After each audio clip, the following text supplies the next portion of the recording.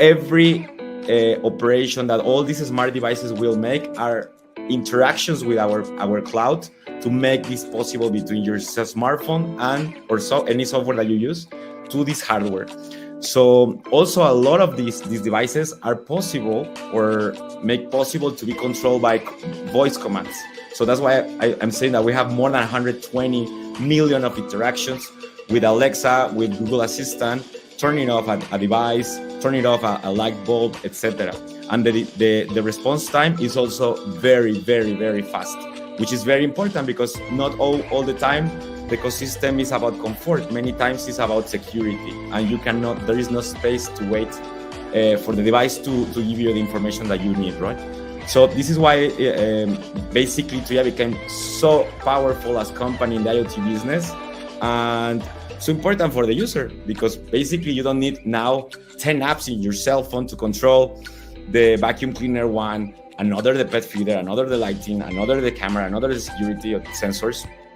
And most important, if they are under the same software, under the same ecosystem, you can create the smarter scenarios, which is super important.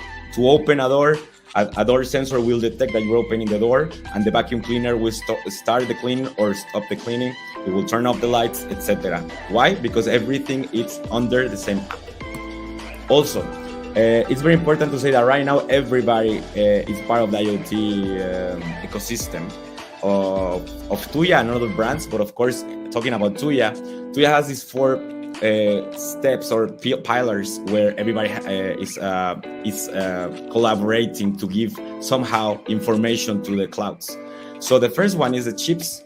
In the chips area, there is not much to say about Mexico because everything is manufactured and created in Asia.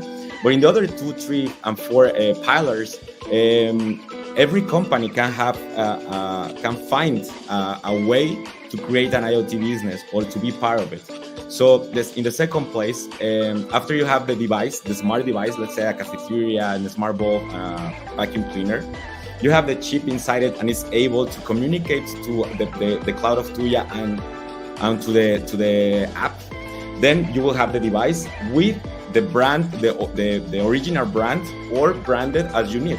So many companies in Mexico will get branded the devices with their own brands, and they will not have the product with the brands from China, right, or from Mexico, because we're making sensors, for example, manufactured in Mexico. But it's the same thing. A company in France that would like to buy these sensors from Mexico could have them with their own brand. So the second part is to create a brand with the hardware. Apart that, of course, you can create your brand with the software, because the app of TUYA can be branded with your own brand. So your brand will be in the hardware and in the software. TUYA will never appear, and your brand is the only one that will appear, right? So the third one is how you will sell it. You can sell it offline or online.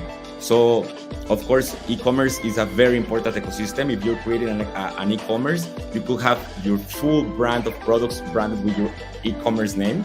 But if you have an offline and online store, that is the case of many companies, you can also have the sales channel, but not all the time the brands. Like, you can work with a lot of different brands that will work with the ecosystem of TUYA, right?